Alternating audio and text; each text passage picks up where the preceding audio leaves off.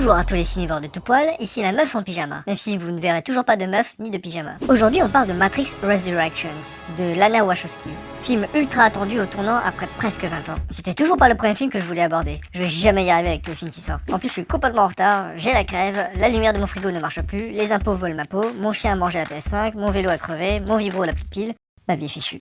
Mais avant d'entamer la critique de ce film, autant commencer par résumer le film précédent. Tout commence dans une période sombre, où les écrans n'étaient pas plats, mais cubiques. Les cabines téléphoniques existaient encore. Internet faisait ce bruit-là.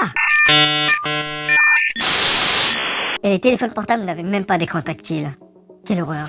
Bon, au moins TikTok n'existait pas encore, c'était toujours ça le prix. Nous sommes en 1999. Ils vont descendre avec elle. Non, lieutenant, vos hommes sont déjà morts. Noni. Le film s'ouvre sur une scène ultra badass.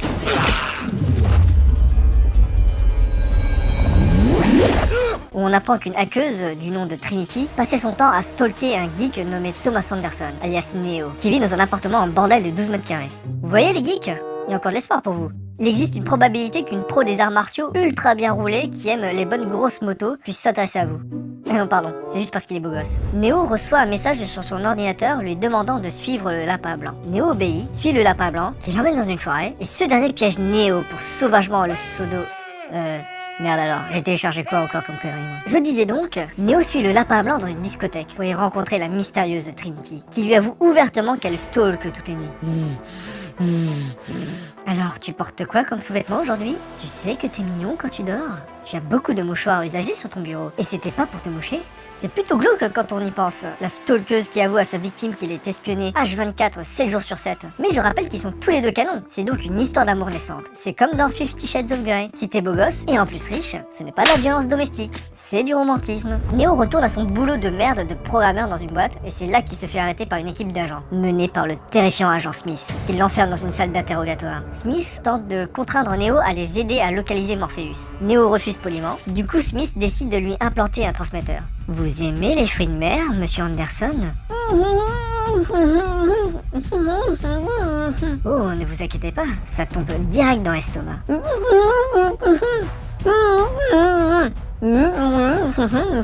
Neo se réveille, pensant avoir fait un mauvais rêve, fait un petit tour aux toilettes et se fait contacter par Trinity qui lui propose de rencontrer Morpheus. En passant, elle lui enlève le transmetteur. Ah merde, j'étais sûr que c'était pas une gastro. Neo rencontre enfin Morpheus.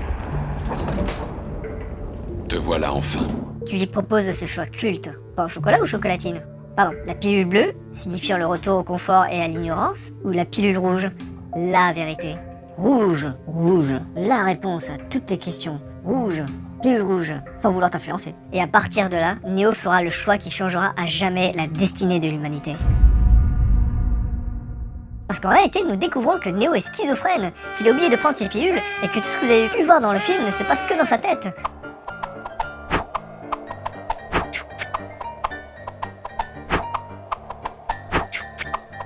Non, je déconne. Ce film a changé la donne. Il y a clairement eu un avant et un après Matrix. Matrix a su clairement souffler un vent de fraîcheur en mélangeant polar, film noir, western, action et science-fiction. Associé à un scénario inspiré mélangeant différentes thématiques ultra intéressantes, des acteurs très bons et très impliqués dans ce qu'ils font, même si on voit très clairement que ce ne sont pas des martialistes accomplis, mais des acteurs hollywoodiens, mais franchement ça passe. Évoluant dans un monde dystopique, servi par des effets spéciaux à la pointe de l'époque. C'est là aussi le génie de ce film, un peu à la Citizen Kane, toute proportion gardée bien sûr. Bouleverser le tout à Hollywood, tout en popularisant des effets spéciaux et des techniques cinématographiques jusqu'alors révolutionnaires, comme le fameux bullet time.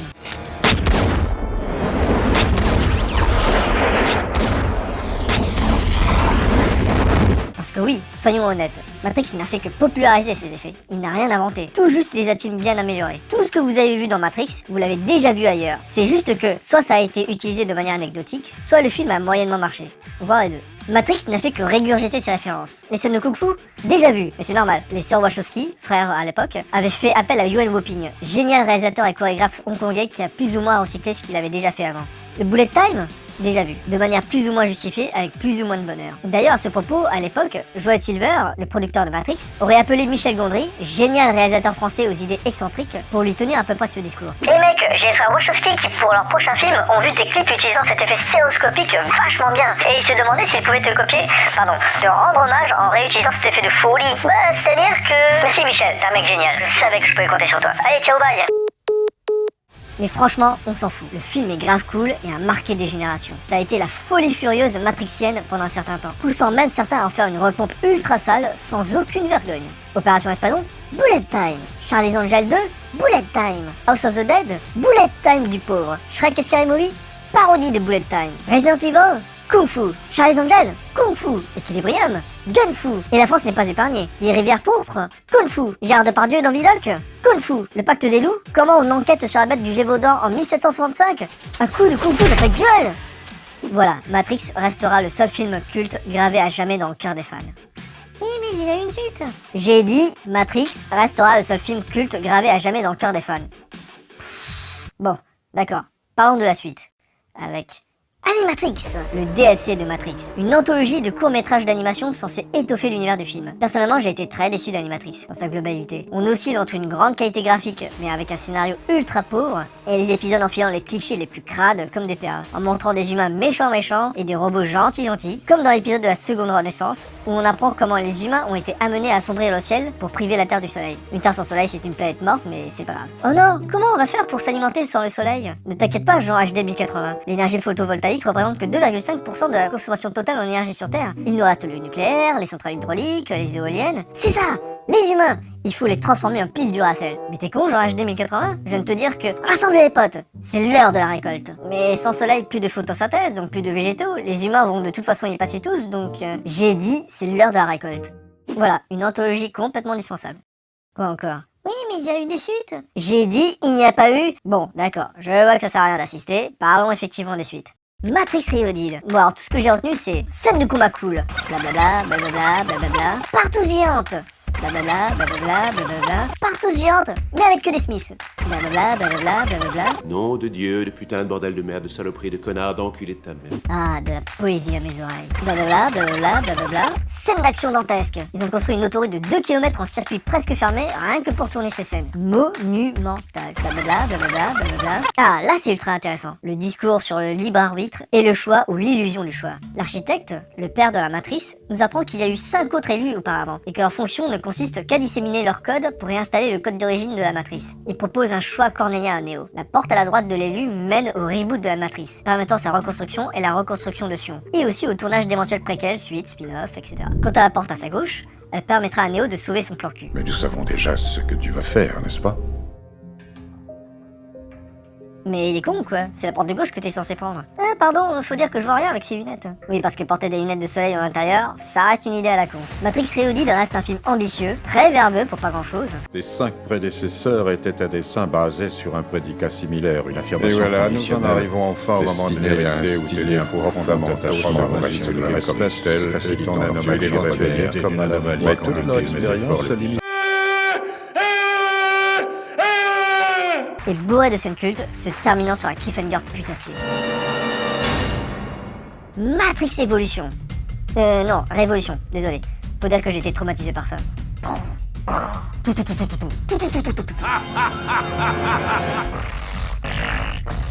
non, pas mon love interest. Pif, paf, pouf, pam, boum, pif, pouf. Aïe, mais ça fait mal, il est dingue. J'ai gagné. Ah bah non. Voilà pour le résumé de ce pan de cinéma qu'est Matrix. Alors, qu'en est-il de Matrix Resurrection? À quelle sauce serons-nous mangés? Est-ce qu'on restera sur notre faim? Le film est-il woke? Je ne sais pas du tout jouer avec ces métaphores culinaires, moi. Passons à la critique sans spoiler.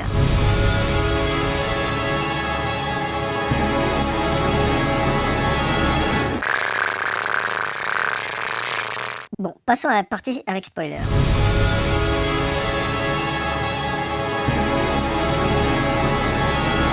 Ce film est une catastrophe. J'en attendais pas grand chose, dans la mesure où tout a été dit dans la précédente Matrix. Je peux même dire que tout a été dit dans le premier Matrix. Du coup, je me retrouve dans la situation de Dewey dans Malcolm. Je ne m'attendais à rien, et je suis quand même déçu. Les scènes d'action sont molles et peu inspirées. L'histoire est pas ouf, le film manque complètement d'ambition et d'ampleur. Il y a quand même quelques scènes intéressantes. Attendez, j'ai déjà vu ça. Mais ça aussi. Ça aussi.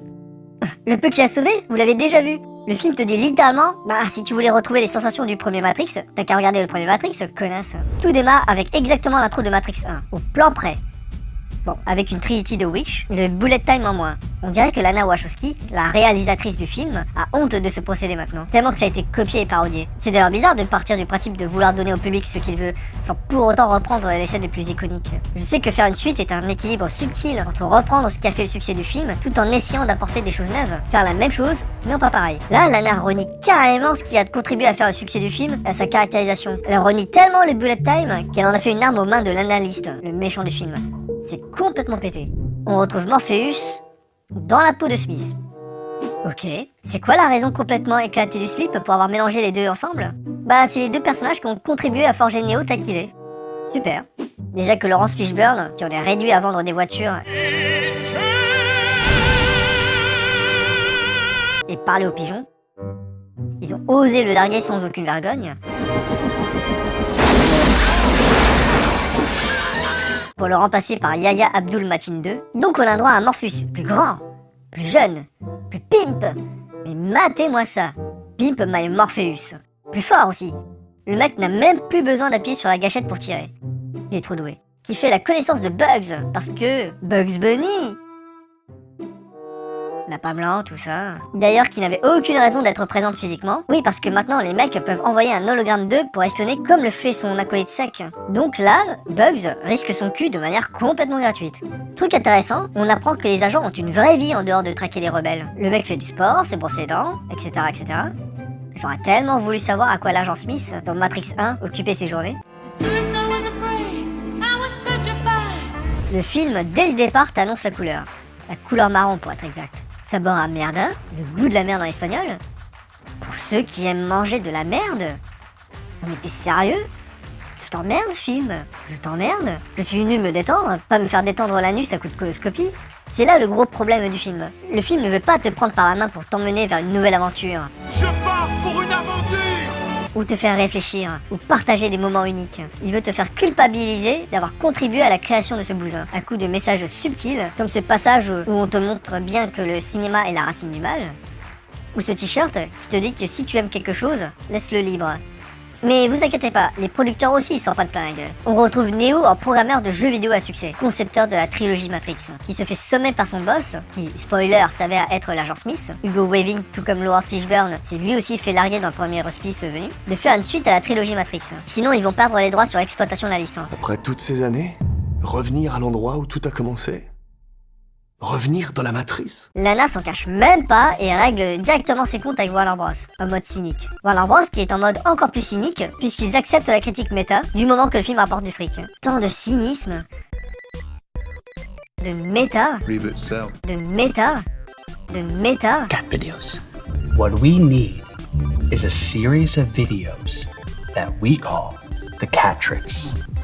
Méta, mais ta gueule. D'ailleurs, par moment, le film ne s'embarrasse même plus de justifier son côté méta. On pète carrément le quatrième mur, avec le retour du mérovagien. Chante ta grand-mère la pute, je vais baiser tes ancêtres et mon fils de pute! Ah, toujours aussi poétique. Le mec qui dit très clairement qu'on est dans un film suite, reboot, méso-vert, et ça gratuitement en plein milieu d'une baston. Et grand pardon dans cette histoire, c'est nous.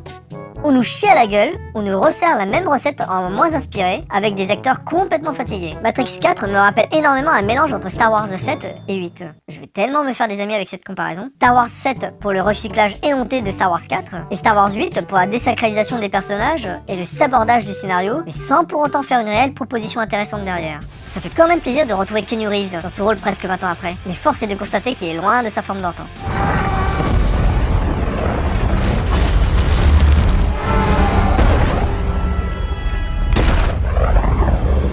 Je connais encore le kung-fu.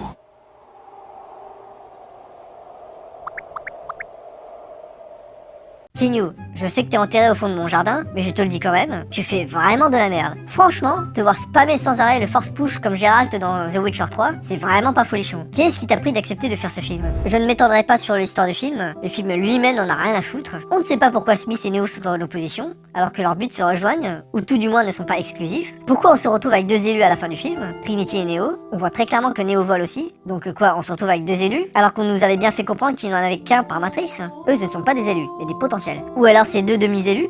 Une diade dans la force. Oh tiens, une référence à Star Wars 9. Je vais tellement me faire des amis encore. J'ai rien contre Trinity qui devienne l'élu, mais ça sort tellement de nulle part. Et pour te faire passer la pilule, sans mauvais jeu de mots, on a Niobe, la chef de Io, la nouvelle cité des humains, et des machines, mais on y reviendra plus tard, qui crache littéralement à la gueule de Neo en disant qu'elle n'a jamais cru en lui, et que pour elle, il n'a jamais été l'élu. Espèce de morue, tu l'as vu faire des trucs de dingue. Le mec vole, arrête les balles, bastonne des agents par centaines. Qu'est-ce qui te fout de plus? Va tellement te faire foutre le fait qu'elle n'y croit pas. Même Neo n'a jamais pensé être l'élu. Sérieux? Espèce de poisson rouge. Tu voles, t'arrêtes les balles, tu bastonnes des agents par centaines, tu stoppes les machines IRL, t'as même plus besoin de tes yeux pour voir. L'architecte t'a littéralement dit que tu es l'élu et que t'es là pour te disséminer dans la matrice pour le bien de l'humanité. Disséminer le code, hein, pas autre chose, espèce de pervers. Mais non, je suis pas sûr d'être l'élu. Putain, qu'est-ce qu'il te fout de plus? Même quand le film tient des pistes intéressantes, comme la guerre civile entre les machines parce que certaines voulaient s'allier aux humains et vivre en harmonie avec eux, le scénario te rappelle que non, t'es ici pour bouffer une ressuscitée de Matrix 1. Donc prends une grande inspiration et laisse-toi te faire injecter une bonne dose de nostalgie. Spider-Man No Way Home au moins avait la décence de réellement vouloir faire plaisir aux fans. Là où Matrix 4 veut juste remplir un cahier des charges pour l'amour du dollar. L'amour de l'art, je veux dire. Ah si, Matrix Resurrection a fait un truc intéressant. À l'époque de la sortie de Matrix 1, il y a eu une polémique à cause du scénario du film. La matrice est un système, Neo. Et ce système est notre ennemi. Tous ces gens font quand même partie de ce système. Ce qui fait d'eux nos ennemis. Voilà, ce discours a fait péter des câbles. Le film était taxé de réactionnaire, d'apologie du terrorisme, de tout et n'importe quoi. Pour moi, ça relève plus d'une grosse maladresse d'écriture, l'idée étant de montrer une menace omnisciente et omniprésente représentée par ce gouvernement et ses agents qui pouvaient popper de n'importe où, et que les gens tués dans le processus ne sont que des dommages collatéraux malheureusement nécessaires, les agents étant tellement dangereux qu'il ne faut pas hésiter à répliquer. C'est juste pour justifier de bonnes grosses bastons et des fusillades en somme. Et bien dans Matrix 4, Lana a réglé le problème avec le Swarm Mode. Il y a des bots qui surpeuplent la matrice, que l'analyste peut prendre possession à tout moment pour lancer une sorte de mode zombie. Du coup, ce ne sont pas de vrais humains qui meurent, mais des IA. Je suis vraiment attristé de voir une telle déchéance. Lana, c'est bien joli de nous dire qu'on ne fait plus de la qualité, qu'on se contente de merde recyclée, mais si c'est pour ne rien proposer de transcendant toi-même, tu fais tout aussi partie du problème. C'est une démarche complètement stérile. Ce que tu dénonces dans ton film, ça aurait pu être résumé dans un tweet. Au lieu de ça, tu utilises 175 millions de dollars de budget pour nous sortir un discours en mode boomer, pour nous dire le cinéma c'était mieux avant. Quel gâchis. Tout ça pour enfoncer des portes ouvertes. Et enfoncer des portes ouvertes avec toute cette contamination qu'on a en cette période de pandémie, c'est vraiment pas la bonne idée. Ça fait de Matrix Resurrection le tweet le plus cher de l'histoire du cinéma. Je ne vois absolument pas ce qui t'a forcé à faire ce film, à part un gros chèque bien sûr. Tu as dit tout ce que tu avais à dire avec la trilogie Matrix. Tu aurais pu faire comme James Cameron ou George Lucas, c'est-à-dire laisser ta licence phare aux mains d'autres producteurs pour des résultats très discutables, mais néanmoins très poilants, et juste te contenter de toucher ton chèque. Le résultat aurait été exactement le même. On aurait gardé malgré tout une bonne image de toi. Mais au lieu de ça... Alors soit on meurt en héros, soit on vit assez longtemps pour se voir endosser la peau du méchant. Lana, tu n'as plus rien à prouver. Tu as déjà marqué l'histoire du cinéma avec ta sœur. Comme avec Bound ou Matrix. J'ai adoré Cloud Atlas. Même Jupiter Ascending. Les gens préfèrent se nourrir avec du bas de gamme. Grand bien leur face. Laisse-les apprécier ce qu'ils veulent. C'est aussi dans la pluralité des goûts que l'on diversifie le cinéma. L'avant-garde d'aujourd'hui deviendra le kitsch de demain, et inversement. Fais ce qu'il te plaît, parce que ça te plaît. Le public, dont je fais partie, n'en sera que plus reconnaissant. Et toi comme nous en sortirons tous grandis, tu verras. C'est beaucoup plus gratifiant. Et si vraiment tu ne te reconnais pas dans le monde du cinéma qui t'entoure, parfois, il est bon de temps en temps de savoir lâcher prise.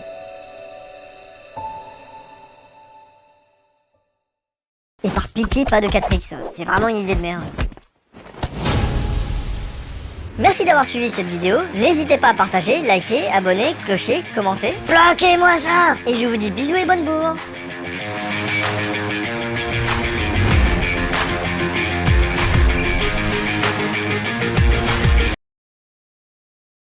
Kenyu, je sais que t'es enterré au fond de mon jardin, mais je te le dis quand même, tu fais vraiment de la merde.